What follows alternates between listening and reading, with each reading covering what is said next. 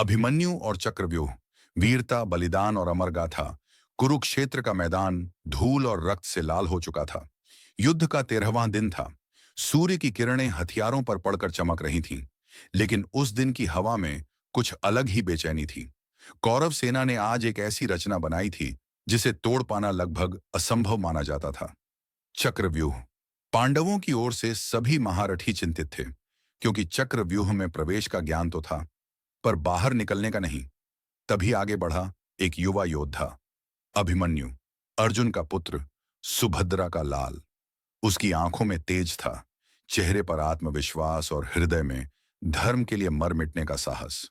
अभिमन्यु बोला, पिताश्री ने मुझे चक्रव्यूह में प्रवेश का ज्ञान दिया है। यदि कोई मेरे साथ चले तो मैं मार्ग बना सकता हूं। युधिष्ठिर, भीम, सात्यकी और द्रौपदी की आंखों में चिंता थी, पर समय की मांग थी। योजना बनी कि अभिमन्यु चक्रव्यूह तोड़ेगा और पीछे से सभी योद्धा उसका अनुसरण करेंगे। जैसे ही अभिमन्यु चक्रव्यूह में घुसा, उसका धनुष बिजली की तरह गरज उठा। शत्रुओं की पंक्तियां टूटने लगीं।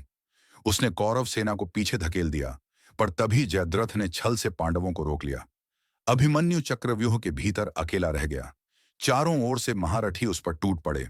द्रोणाचार्य, कर्ण, कृपाचार्य, अश्वत्थामा, शकुनी और दुःशासन।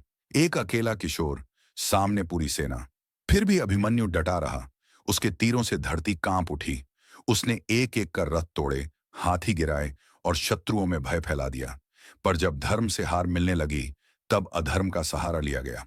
उसका धनुष टूट गया, रथ नष्ट कर दिया गया, शस्त्र छिन गए। तब भी अभिमन्यु ने हार नहीं मानी। उसने रथ का पहिया उठाया और उसी से युद्ध करने लगा। यह दृश्य देखकर देवता भी रो पड़े। अंत में थका हुआ, घायल, रक्त से लथपथ अभिमन्यु भूमि पर गिर पड़ा।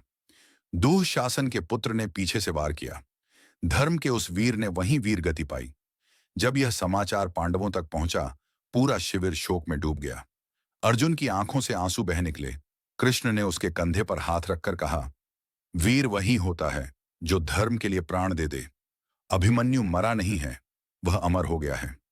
आज भी जब भी साहस, बलिदान और कर्तव्य की बात होती है, अभिमन्यु का नाम स्वर्ण अक्षरों में लिखा जाता है।